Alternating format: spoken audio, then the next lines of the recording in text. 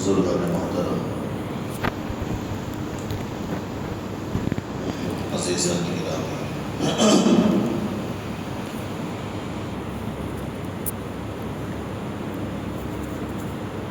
اللہ جل جلالہ ہمارا والا نے جو ہمیں دین اسلام عطا فرمایا ہے،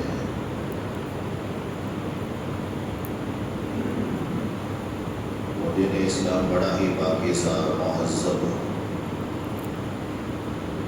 بڑا صاف ستھرا اور بڑا سلیقہ مند دین اسلام اللہ نے ہمیں عطا فرمایا۔ اتنا پاکیزہ اور صاف ستھرا کسی اور کو اللہ پاک نے دین نہیں دی ہے۔ دنیا کے بے شمار دین، دنیا کے بے شمار ادیان، دنیا میں بے شمار مذاہب کے ماننے والے دنیا میں موجود ہیں۔ ہر ایک اپنے اپنے مذہب پر چلتا ہے۔ جو خوبیاں، جو شان، جو امتیازات اللہ نے دین اسلام کے اندر رکھا ہے، وہ کسی اور مذہب کے اندر نہیں رکھا۔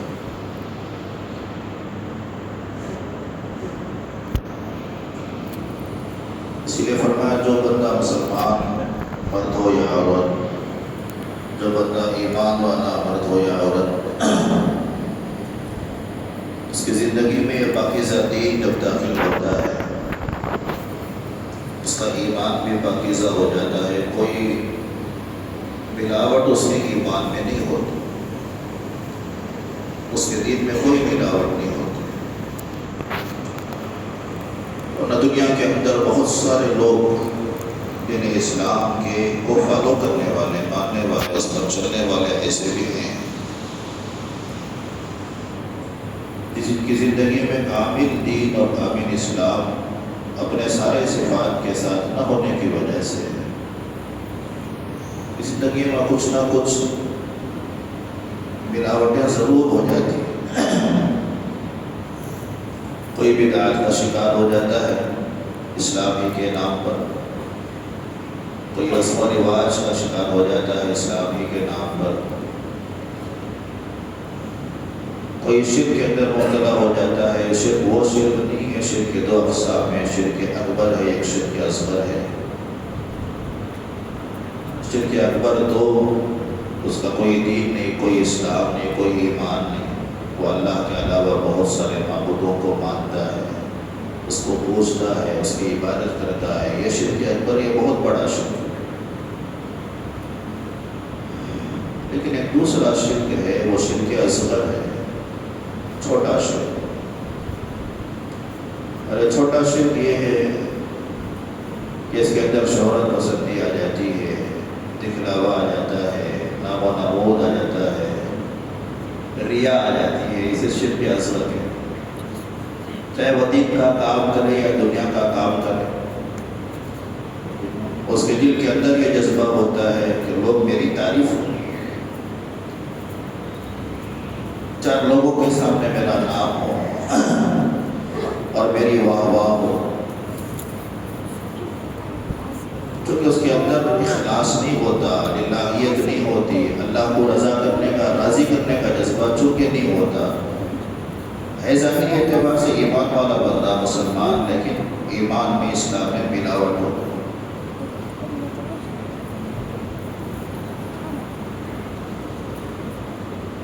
اس لیے قرآن پاک کے اندر بھی اللہ پاک نے ایسے ایمان والوں کی تعریف کی ہے کہ جن کے ایمان میں کوئی کسی طرح کی کوئی ملاوٹ نہ ہو،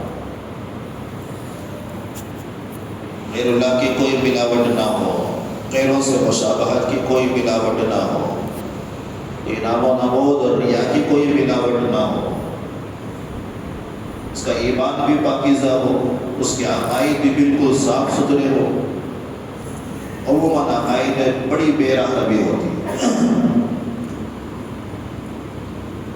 کوئی اللہ کے مقام اور مرتبے تک نبی رسول پیغمبر کو پہنچا دیتا ہے، اور کوئی نبی رسول پیغمبر کے مقام تک ولیوں کو پہنچا دیتا ہے، اور کسی طرح کا کوئی عقیدے کا شکار، کوئی کس طرح کی کوئی عقیدے کا شکار عقائد کے اندر بھی ملاوٹیں ہو جاتی ہیں، اس کی وجہ سے اس کا ایمان اور اسلام کمزور نظر آتا ہے۔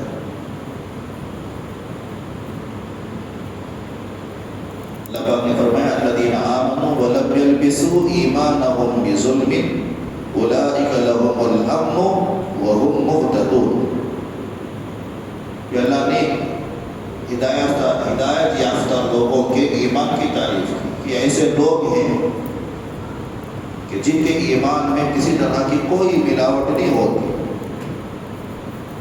ایمان بھی صاف ستھرا، عقیدے بھی صاف ستھرے، ان کی معاملات لین دین آپس کے، کوئی جھوٹ نہیں، کوئی دھوکہ نہیں، کوئی چوری نہیں، کوئی غصب نہیں، کوئی کسی کا مال کے ہڑپ کرنے کا کوئی مزاج نہیں، سب کے ساتھ برابری، انصاف۔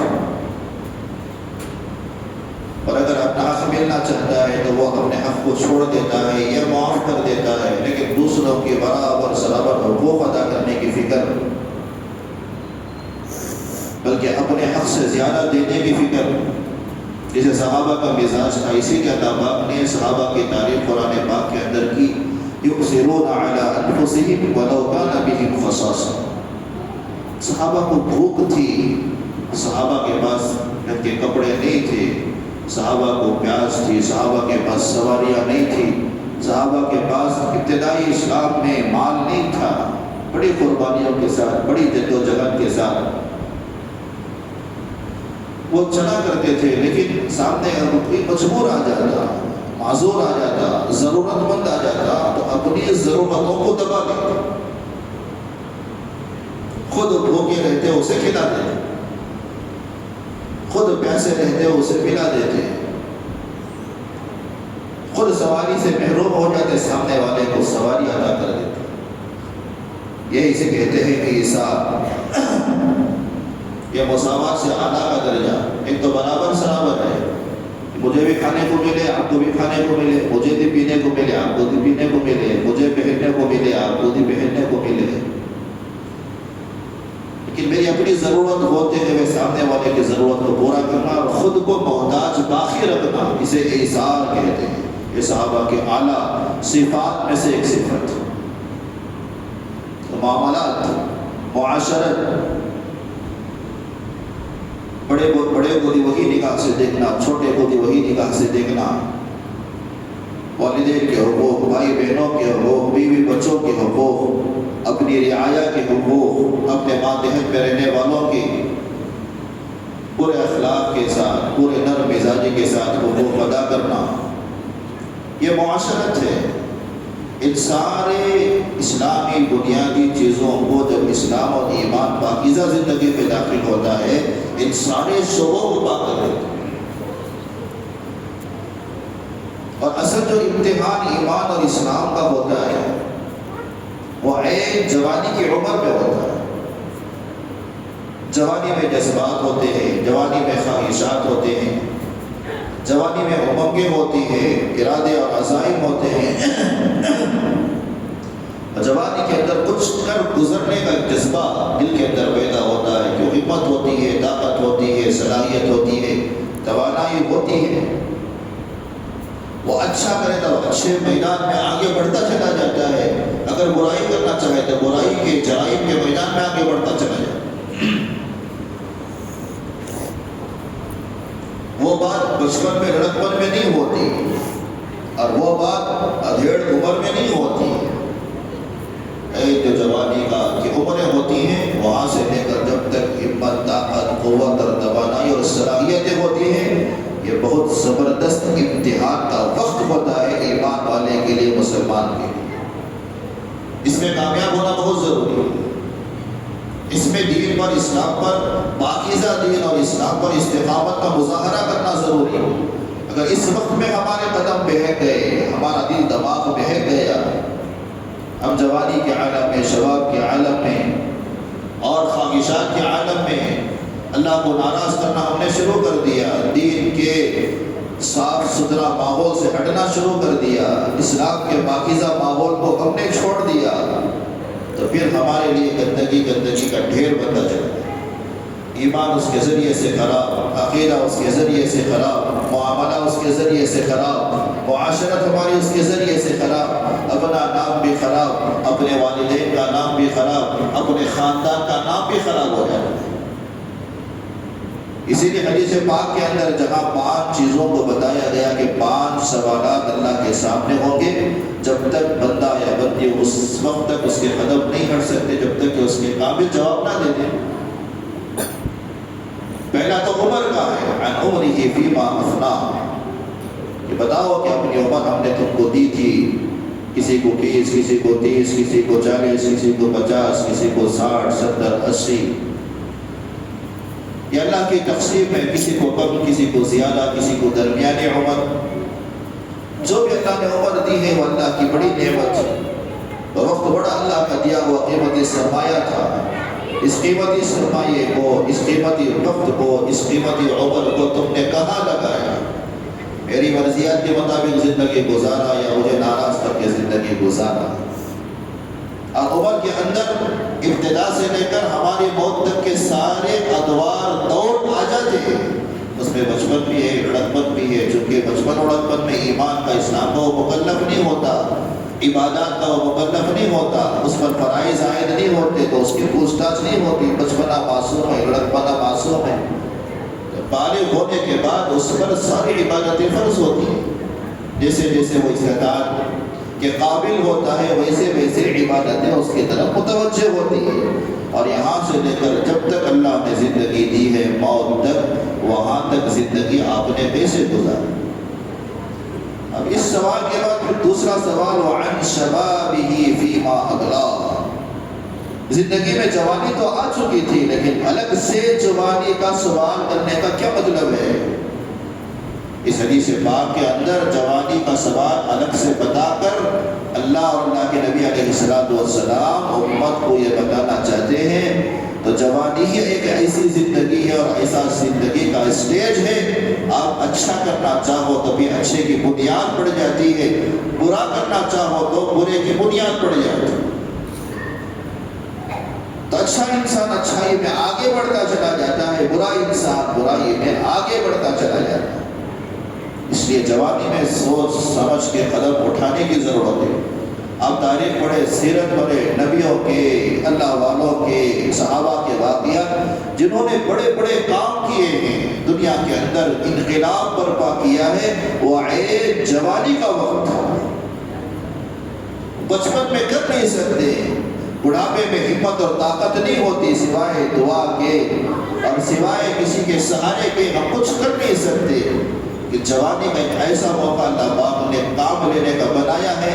بڑے بڑے نبیوں اور رسولوں اور پیغمبروں کی آپ سیرت پڑھیں گے، انہوں نے اسی عین جوانی کے وقت میں، شباب کے وقت میں بہترین کاموں کو انجام دیا ہے، دنیا میں انقلاب برپا کیا۔ آپ حضرت ابراہیم علیہ السلام کی سیرت پڑھے، حضرت موسیٰ علیہ السلام کی سیرت پڑھے، حضرت عیسیٰ علیہ السلام کی سیرت پڑھے، حضرت محمد رسول اللہ صلی اللہ علیہ وسلم کی سیرت پڑھے۔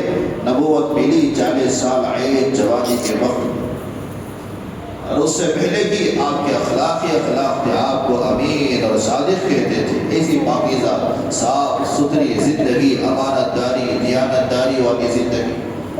پھر نبوت کے بعد اخلاق اعلیٰ، انک لعلی خلق عظیم، آپ کا ایمان کس درجے پر، اسلام کس درجے پر، آپ کے عقائد کیا، آپ کے معاملات کیا، آپ کے اخلاق کیا، آپ کی معاشرت کیسی۔ اپنے تو اپنے خیر بھی آپ کے خوبر ہو جاتے تھے، آپ کے محبین ہو جاتے تھے، آپ سے محبت کرنے والے ہو جاتے تھے۔ بڑے سے بڑا دشمن آپ کی صاف ستھرا پاکیزہ زندگی کو اور معاشرت معاملات کو دے کر ایمان میں داخل ہوتا چلا جاتا تھا۔ اور اللہ کے نبی علیہ السلام نے صحابہ کی بھی جو مجمع تیار کیا تھا، اسی بنیاد پر، اسی محنتوں پر تیار کیا۔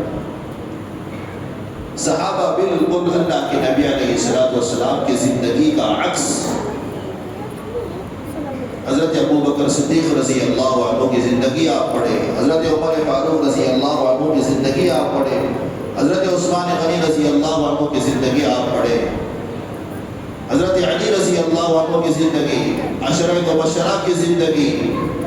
اس سے ہٹ کر اور بہت سارے الگ الگ میدان میں صحابہ الگ الگ نمایاں کارنامے انجام دے چکے ہیں۔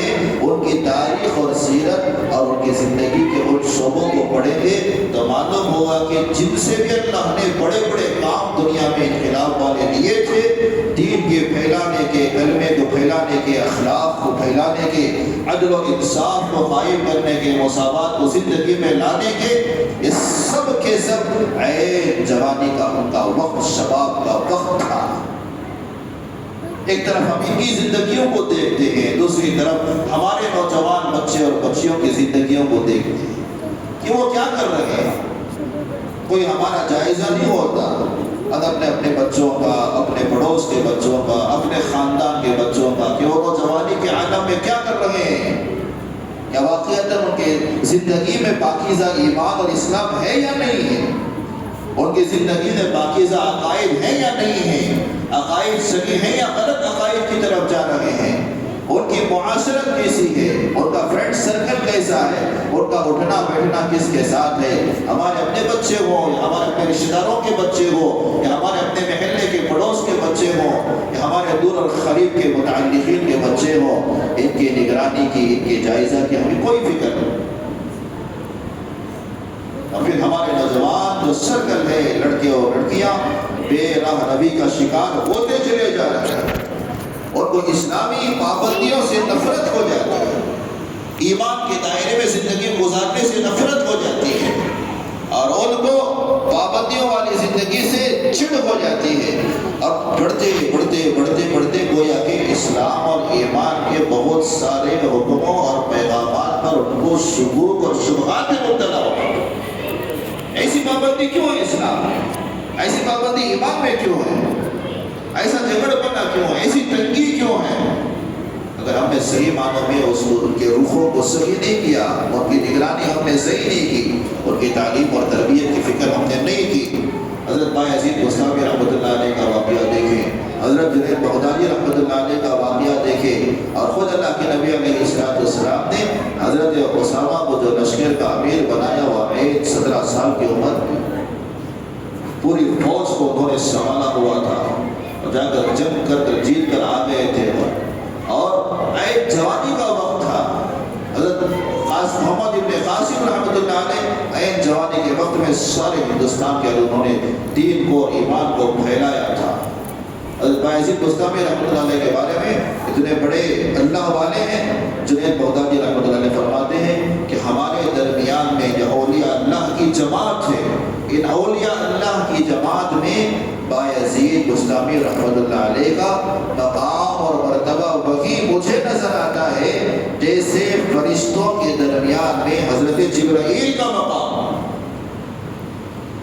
سارے فرشتوں کے سردار حضرت جبرائیل علیہ السلام ہیں، سارے نبیوں، رسولوں اور پیغمبروں کے پاس وحی لے کر آنے والے حضرت جبرائیل علیہ السلام ہیں، اور سدرۃ المنتہا تک اللہ کے نبی کے ساتھ جانے والے حضرت جبرائیل علیہ السلام ہیں۔ اتنا بڑا مقام اور مرتبہ فرشتوں کی جماعت کے اندر جو مقام اور مرتبہ حضرت جبرائیل کا تھا، اللہ کے ولیوں کے جماعت کے اندر بایزید بستامی رحمۃ اللہ علیہ کا وہ مقام اور مرتبہ ولیوں کے درمیان، اور انہوں نے کوئی بڑھاپے کے اندر قربانیاں نہیں دی۔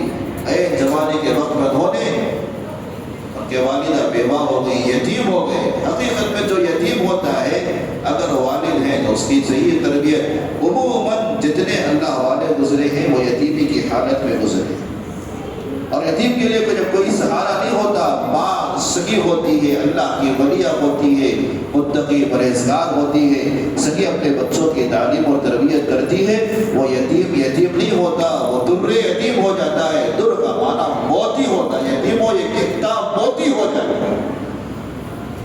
اس کی زندگی کو اللہ چمکا دیتے ہیں، اور اس سے بہت بڑے بڑے کام اللہ کا، بڑے بڑے خدمات لیتے ہیں۔ امام غزالی کیسے بن گئے؟ 2 بھائی تھے ان کے، محمد غزالی اور احمد غزالی، اور ان کی والدہ کی بڑی نیک پارسا، وہ بھی یتیم بچپن میں ہو گئے، ان کے والد کا انتقال ہو گیا، لیکن اللہ نے امام غزالی رحمۃ اللہ علیہ سے کتنا بڑا دنیا کے اندر کام لیا۔ آج بھی ان سب ناموں کو جو ہم لیتے ہیں ناقدری سے نہیں لیتے، پوری عزت کے ساتھ، پورے احترام کے ساتھ، پوری عظمت کے ساتھ ہم ان اللہ والوں کے ناموں کو لیتے ہیں۔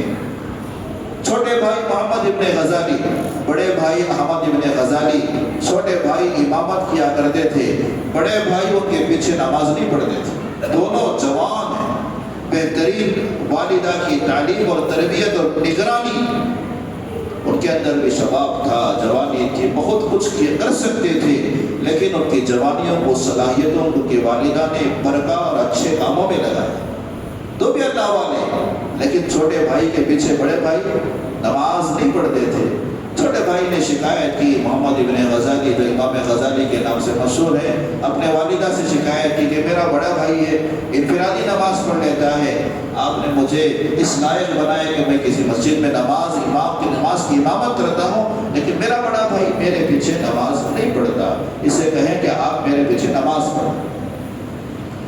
والدہ نے بلایا بڑے بھائی احمد غزالی رحمۃ اللہ علیہ کو، کہا کہ آپ چھوٹے بھائی کے پیچھے نماز کیوں نہیں پڑھتے، آپ ان کے پیچھے نماز پڑھا دیں۔ چھوٹے بھائی کی ہمت افزائی ہوگی، چھوٹے بھائی کے دل کو بھی خوشی ہوگی کہ بڑا بھائی اتنا بڑا روحانیت کا بڑا مالک ہے، اللہ والا ہے، بڑا عالم ہے، وہ بھی میرے پیچھے نماز پڑھتا ہے۔ اب والدہ کی نصیحت کے بعد احمد غزالی رحمۃ اللہ علیہ بھی ان کے پیچھے ایک مرتبہ نماز کے لیے کھڑے ہو گئے۔ پہلے تو نماز ان کے پیچھے نہیں پڑھتے تھے، لیکن پھر بھی والدہ کی نصیحت کے مطابق کھڑے ہو گئے۔ اب ایک رکعت کی نماز کے بعد دوسری رکعت میں نماز توڑ کر چلے گئے اور پریشانی ہو گئی۔ اب ان کو بھی محسوس ہو گیا کہ بڑے بھائی درمیانی نماز میں چھوڑ کر چلے گئے۔ اب انہوں نے اپنی نماز مکمل کی اور آ کر والدہ سے شکایت کی، ایک تو میرے پیچھے نماز نہیں پڑھتے تھے، آپ کی نصیحت کے بعد آئے پہلی نماز میں، لیکن آدھی نماز کے بعد چلے گئے، نماز بھی مکمل نہیں کی، اب لوگ دیکھیں گے تو کیا سمجھیں گے؟ تو والدہ نے بڑے بھائی احمد غزالی رحمۃ اللہ علیہ کو بلایا، تو آپ نے اس طرح کیوں کیا؟ نماز شروع کر چکے تھے، نماز مکمل کر لیتے، چھوٹے بھائی کے پیچھے آپ نے آدھی نماز کے بعد کیوں چلے گئے نماز توڑ کر؟ تو انہوں نے کہا والد آپ نے ان کے پیچھے نماز پڑھنے کے لیے مجھے کہا تھا، ایک نماز میں تو ان کے پیچھے مجھے نماز کی طرح نماز لگ رہی تھی۔ اللہ اکبر، چھوٹے بھائی کا بھی دھیان کیسا ہوگا، بڑے بھائی کا بھی دھیان کیسا ہوگا؟ کیا کہہ رہے ہیں؟ ایک رکعت تک مجھے نماز کی طرح نماز یہ انہوں نے پڑھائی، گویا کہ نماز میں پورا دھیان تھا، نماز میں اللہ کی طرف دھیان تھا۔ ایک رکعت کے بعد مجھے محسوس ہوا، میری روحانیت کو محسوس ہوئی کہ یہ نماز میں کسی اور جگہ ان کا ذہن منتقل ہو گیا، مجھے ان کی نماز نظر نہیں آئی، اس لیے مجھے نماز چھوڑ کر جانا پڑا۔ مجھے نماز ایسی ملے کہ شروع تکبیر تحریمہ سے لے کر سلام تک مکمل طور پر اللہ کی طرف دھیان ہو، نماز کے اندر کسی غیر کا دھیان نہ۔ مجھے تو محسوس ہو گیا ایک رکعت کے بعد میرا چھوٹا بھائی نماز میں نہیں ہے، اس لیے مجھے نماز توڑ کر جانا پڑا۔ اب والدہ نے ٹھنڈی سانس لی، والدہ نے ٹھنڈی سانس لی اور افسوس کے ساتھ کہا کہ یہ دونوں کے دونوں بچے میرے کچھ کام کے نہیں۔ وہ والدہ بھی کیسی ہو، ان کا ذہن کہاں جا رہا ہے؟ آج کی ماؤں کا ذہن کہاں جاتا ہے؟ آج کے نوجوانوں کا ذہن کہاں جاتا ہے؟ والدہ نے کہا یہ دونوں بچے میرے کام کے، حالانکہ دونوں بچے ولی ہیں، کتب ہیں، ابدال ہیں، بڑے علم کے ماہر ہیں، بڑے بڑے فقیہ ہیں، بڑی بڑی روحانیت کے منازل طے کر چکے ہیں، لیکن والدہ کہہ رہے ہیں کہ دونوں میرے کچھ کام کے نہیں ہیں۔ دونوں بچے پریشان ہو گئے، ایسی کون سی غلطی ہو گئی امی جان کہ آپ نے ہمیں دونوں کو پریشان کر دیا؟ تو والدہ نے کہا ایک رکعت میں تو تیرا دھیان بھی اللہ کی طرف تھا، اس کا دھیان بھی اللہ کی طرف تھا۔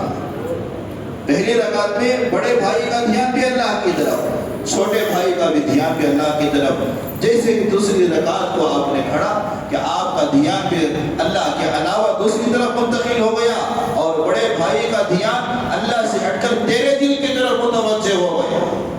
اب تو بھی اللہ کے دھیان سے ہٹ گیا، تیرا بھائی بھی اللہ کے دھیان سے ہٹ گیا۔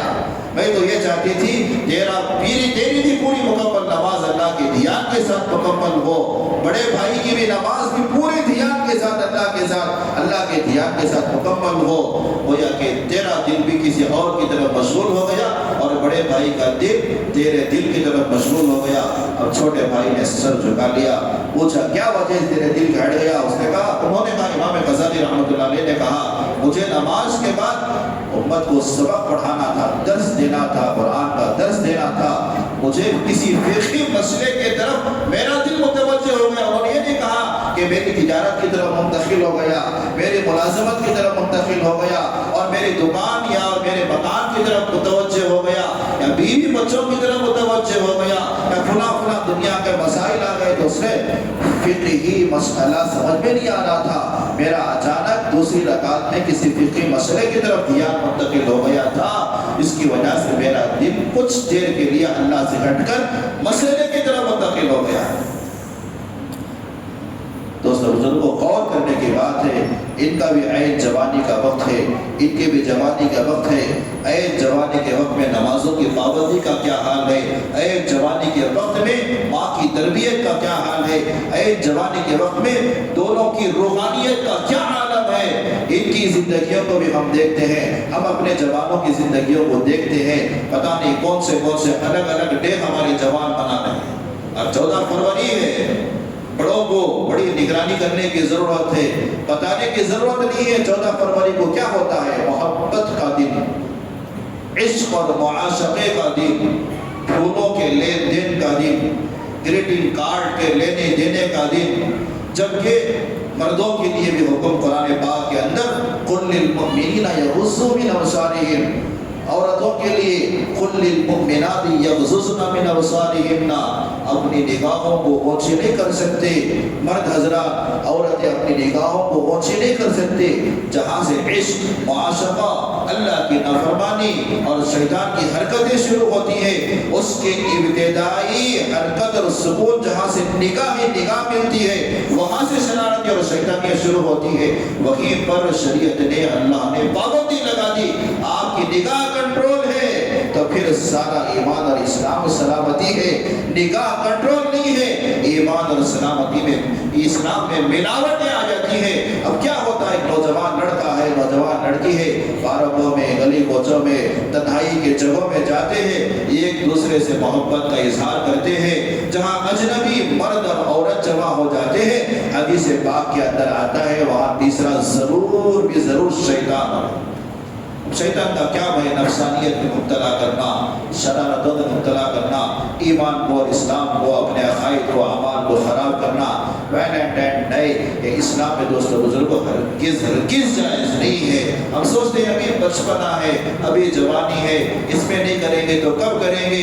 نبیوں نے جوانی میں کام کیا ہے، صحابہ نے جوانی میں اچھے کام کیے ہیں، اللہ کے ولیوں نے جوانیوں میں اپنے کام کیے ہیں، محدثین، مفسرین اور موجودہ اور قریب کے زمانوں کے بڑے فقہاء، علماء اور بڑے مبلغین اور داعیوں کی زندگیوں کو پڑھ کر دیکھیں، عین جوانی میں ان کے ایمان اور اسلام اور اعمال کیسے تھے، آج ہمارے نوجوانوں کے اعمال اور اخلاق کیسے ہیں، ان کو سامنے رکھ کر زندگی گزاریں گے، اپنے نوجوانوں کی صحیح تعلیم اور تربیت کریں گے، انشاءاللہ ثم انشاءاللہ ہمارا معاشرہ بھی انشاءاللہ پاکیزہ ہوگا، معاملات بھی پاکیزہ ہوں گے، ہمارا ایمان اور اسلام میں کسی طرح کی کوئی ملاوٹ نہیں ہوگی۔ ایسا ہی ایمان اور اسلام اللہ کو پسند ہے، ایسے ایمان اور اسلام اور اعمال اور اخلاق پر اللہ کی مددیں نبیوں پر جو اترتی تھی، صحابہ پر جو اترتی تھی، اللہ کے ولیوں پر جو اترتی تھی، انشاءاللہ ثم انشاءاللہ آج بھی اللہ کی مدد و نصرت ہمارے ساتھ ہوگی،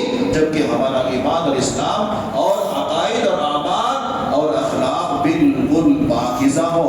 اللہ سے دعا فرمائے اللہ پاک ہم سب کو پاکیزہ زندگیاں گزارنے کی توفیق عطا فرمائے، خصوصاً اس زمانے کے نوجوان بچے اور بچیوں کی صحیح تعلیم اور تربیت کرنے کی توفیق عطا فرمائے، اس طرح کے شیطانی حرکتوں سے، اس طرح کی نفسانی والی حرکتوں سے ان کو بچنے کی، خود بھی بچنے اور ان سب کو بچانے کی ایک پاکیزہ معاشرہ ترتیب دینے کے اللہ ہم سب کو توفیق نصیب فرمائے۔ آمین۔ واخر دعوانا الحمدللہ۔